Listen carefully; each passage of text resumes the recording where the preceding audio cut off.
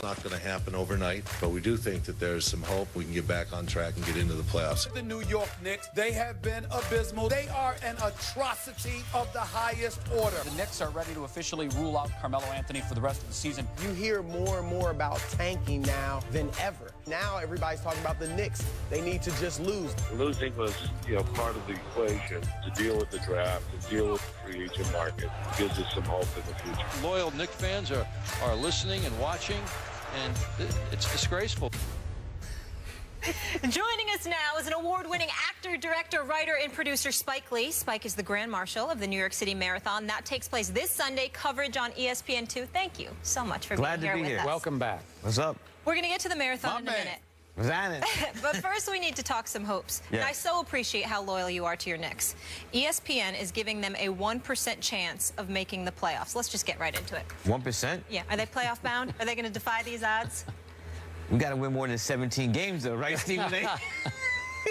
Yeah, you think I'm trying to figure out where the hell the 1% came from. I'm trying to figure out where the hell the 1% come from. Who was the 1%? I want to know who they are. I want to know.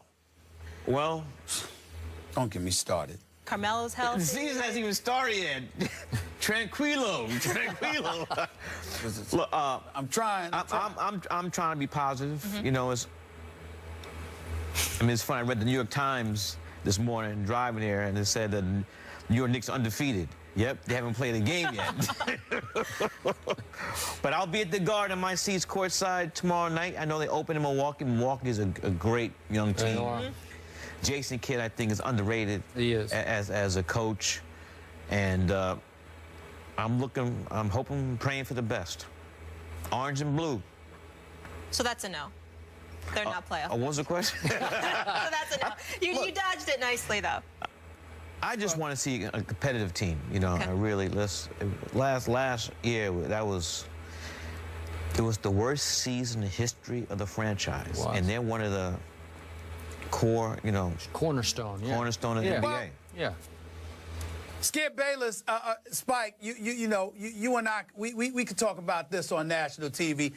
I actually called Spike Lee last year and got on him, Skip, and jumped on him because I thought he was too damn supportive, and I blamed him. I held him partially responsible because I said if you stop holding out hope, maybe change would come. Yep. Why don't you stop sitting up there and trying to feed these folks a ray of hope? We actually got in an argument because of that. Here's my thing.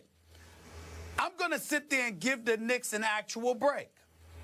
I look at this as hard as I've been on Phil Jackson. It's primarily because he tanked the season and didn't warn us ahead of time, really, to be honest with you. But when I think about it, Skip, I'm going to be nice to Phil Jackson. I'm going to think about Carmelo Anthony. I've always liked Aaron Aflalo. This kid, Porzingis, people tell me he has potential, okay? Jerry and Grant out of Notre Dame is not bad. No, he's good. He's good. And I've always been a fan. He's good. And I've always been a fan of Cle Anthony Early from his days at Wichita State when I saw him doing the NCAA tournament. I think the kid's got potential. So I'm going to give the Knicks a break. And you know something? If they can manage 30 wins and be competitive for at least 65 games, just competitive where we don't know the outcome by the second quarter, I'll be thankful. So I'm going to take a quick left turn here. Your man, Carmelo Anthony, the other day made what came off to me as an offhand comment that also came off as taking a shot at the city of New York. Let's give it a listen, and then I want to get your reaction. Okay. New York is the greatest city on the planet, I think. But if you're not a New Yorker, if you don't wake up some days and be like, man, fuck this place. Like, you know what I mean? Like, I don't care who you are. You can be the mayor, you can be the governor, all the way down to the mailman. Everybody wakes up some days and say, man, New York.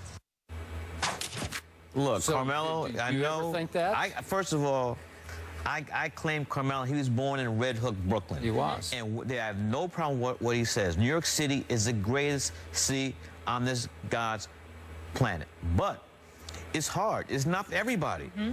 And New York can beat you down. If you're not strong, you're going to be beat down. And so, well, Carmelo, I echo what he said, but you still love it, though. You still love it. But it's not easy. Have you ever gotten to that point where you say, heck with New York, so to speak? No. But I get mad when I can't get a cab even today. I hear you. You know, so they're just things Skip. that you have to deal with in New York, but you do. Despite that, it's the greatest city on the planet, and you just gotta be built for it. And that's especially for athletes. All athletes can't play in New York. Well, They rather play in a market where they have one newspaper, and you know, if you mess up here in New York, it's horrible. But if you win, it's the greatest place ever. Make it in New York, make it anywhere, right? Well, let me say this as a native New Yorker. Hollis Queens in the house. Hollis. Very, very clear. Hollis, stand up. Let me be very clear. That's right, Hollis, stand up. Let me be very, very clear.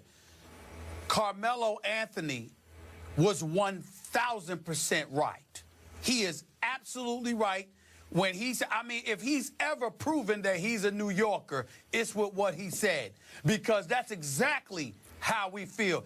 If it's the great, and I wouldn't just say for athletes, Mike, I would say for anybody in the public eye. Yes. You better be on your game. You better have tough alligator skin. You better be able to gotta be on point. You better be able to give it.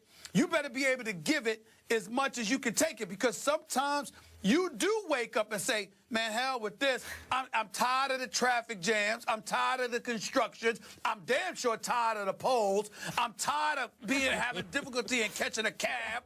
All of that stuff. You go like this, man, I don't need this. And the taxes, too. Let's not forget that. You look at all that, be like, man, I don't need this nonsense. He's absolutely right. True. There is nothing that he said that should be taken negatively. He spoke for all New Yorkers, because any New Yorker that tells you they feel any differently than what Carmelo Anthony said from time to time is a damn liar. And they're not from New York. Damn liar. They're not a true New Yorker. That's right, and they're not from New York, or both, or both. Okay, I'm going to speak as a guy who actually lives in Manhattan. I live in Manhattan. Whatever. And I'm here to suggest to both of you Knicks lovers that Carmelo is going to put himself on a little bit of a hot seat this year. Because that statement? Not just because of that, but there will be some Knicks fans who will say, well, you know, he didn't really show up last year. He didn't give me everything. Hurt. I know, but was he really hurt? Should he have toughed it out and played more games? I know. Tough it out for what? They won 17 games. How much? What are we going to win? That's right. We're going to win 3 more games and play the whole season? Max money is what he is making. So you're okay with that? He should have sat out earlier. What about your quarterback? Oh, now we're changing the subject. Oh, Romo, he's hurt. He broke his collarbone. Are you sure he's hurt? So Anthony had a knee problem. What are you talking about? Right. You're hurt. You're hurt. Okay. Spike, get on him, Spike. Get him. Okay. You watched the game? Huh? The Giants-Cowboy game. Did I watch it? I wish I hadn't watched it. Yeah, that's the point. Big Blue in the house. Big Blue in the house. All right, speaking of New York loyalty now, I heard a little exchange before the show, before this segment started. You guys are both supposed to be Yankee fans. I'm not sure about this guy, but he says he's a Yankee fan. Oh, but now he's supporting the Mets. Is that okay with you? Yes. There's no law written that says you cannot support one team. Let's talk specifically New York. You can be a Yankee fan and be happy that the Mets are in the World Series. Are you happy? Yes. I want the Mets to win. Why? Who's in Kansas City? The Royals. So you'd support the Nets after your Knicks? Let's leave basketball out of it. Case in point. I have a different agenda. I have a different agenda, Spike. I have a different agenda that I want you to hear. I'm listening. Molly and Skip know this. I'm a diehard Yankee fan. No question. You know that.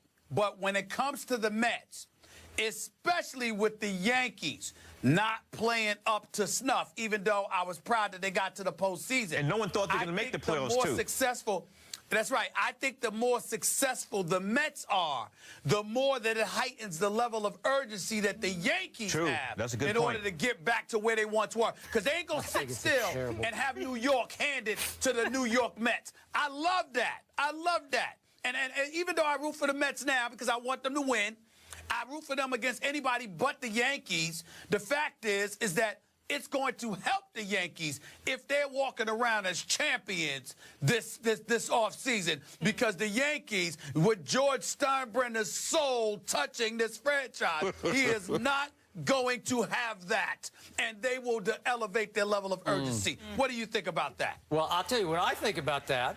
I think it is a lame rationale on your part. Why is that lame? We know what you think. We know what you think. I'm asking Spike. The true Yankee fans I know, those who live in my building in Manhattan, they can't even speak the name Mets. They can't even. That's not true. The name Mets can't even come out of their mouth. There are people like that. Yeah, but also, there are. Stephen A. and I are not the only Yankee fans, devoted Yankee fans, who are happy that the Mets are in the World Series and want the Mets to win the World Series. I get it. But I'm a Giants fan, and if they stink it up, I'm not rooting for the Jets. That's the last team. Thank you. But let's talk about, you had another thing to your resume, role as Grand Marshal of the New York City Marathon. First New Yorker. On ESPN 2. Yeah, tell us about that. Well, I got a call from my man, Chris Weiler, who used to be with the Knicks back in the glory days. He called me up out of the thin blue air. I hadn't talked to him in years. He said, we want you to be the Grand Marshal for the New York City Marathon. I said, what? You have Grand Marshal? I said, no, we've only had, you will be the third and the first New Yorker. So I said, great. The marathon is one of the great sport, New York City Marathon is one of the great sport events in the world. And the route goes through my neighborhood in Fort Greene, Brooklyn, so I saw it from a little kid growing up. And I was just honored that I got the chance. And so going to all 5 boroughs, 50,000 runners. That's awesome. And it's going to be a beautiful day. I'm going to take pictures. My wife, Tanya, is going to be in the car. We're going to be in a convertible, Pontiac convertible, that will lead 50,000 runners through the 5 boroughs, end up in Central Park. So it's going to be a great day. One of the coolest things you've ever done, right? It will be. Be up there. It will be.